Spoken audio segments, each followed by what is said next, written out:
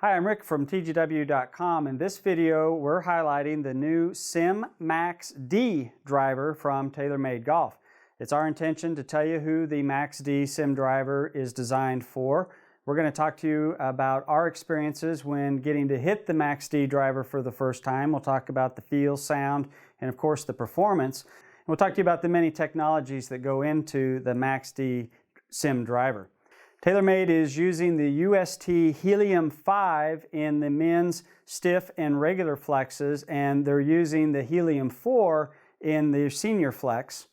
TaylorMade has a new Golf Pride grip for the guys. It's a Z grip, but it's a new lighter version due to a slightly bigger core size. Listed are the standard specifications on the Sim Max D driver, but remember, TGW.com has you covered when it comes to any custom requests. We'll try to explain who the Max D Sim driver is for, and the Max stands for maximum forgiveness. So any player who needs help when it comes to keeping their driver in control. The D stands for draw. So a right-handed player that tends to miss to the right, a player that fades, or a player that slices is going to benefit from the internal weight and the draw bias of the Max D Sim driver. And that player is not going to have to worry about sacrificing any performance when it comes to the Sim Max D. We'll talk to you about our first impressions when it comes to look and feel with the Sim Max D driver. And like the other drivers in the Sim line, the sole of the club is what stands out. First of all, not only the shape of the sole and the fact that it's very swept back and aerodynamic, but the fact that that sole is kind of tilted towards the toe slightly. It's noticeably different than other drivers that we've ever seen on the market. And then second, I would say the carbon crown on the top. They've used a little bit different pattern that at first makes the carbon crown stand out a little bit more, but after hitting it for a few times, that really becomes just unnoticeable. And then the third thing I'd say about the appearance is just the graphics on the top of the club.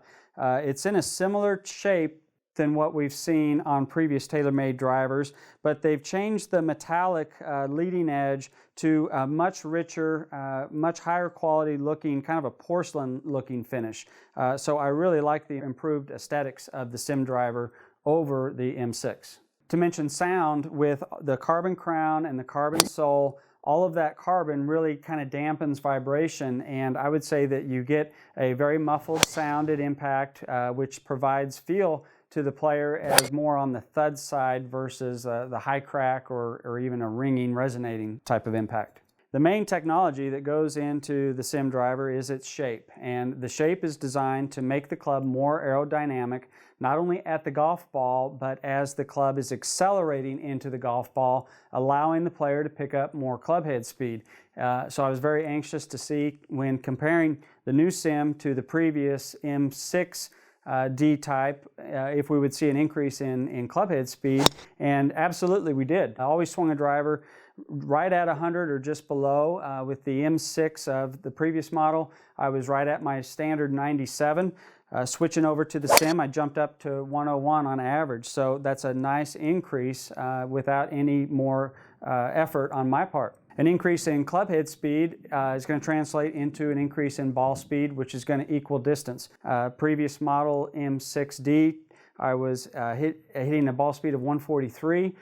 With the Sim, I jumped up to 146.5. With just that few mile-an-hour increase in ball speed, I saw a slight reduction in the spin rate on the new Sim versus the previous M6.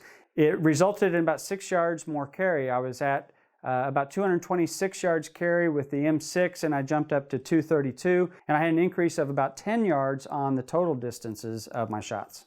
The biggest thing I noticed was when I was hitting the D-type over the other Max and the standard Sim driver was its left bias. And compared to the other clubs, I was missing about 30 yards left of target with the draw bias on the Max D, which is exactly what it's designed to do. So the player that tends to miss up to 30 yards right, I expect will see very straight shots when playing the Max D. So we'll come back to that technology of the Sim shape in motion. And again, the shape in motion is designed to make the club aerodynamic, not just at impact, but as the club's accelerating, which is from about waist high to impact when the club is reaching its highest rate of acceleration. So that's when TaylorMade feels like the club needs to be at its most aerodynamic state. And the reason for the slant and what TaylorMade calls the inertia generator is that prior to impact, the club face is open. So they're positioning the aerodynamics to the club prior to it being at the golf ball.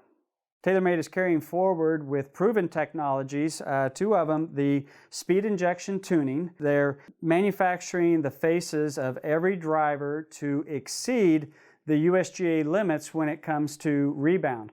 They're then putting the club through the manufacturing process.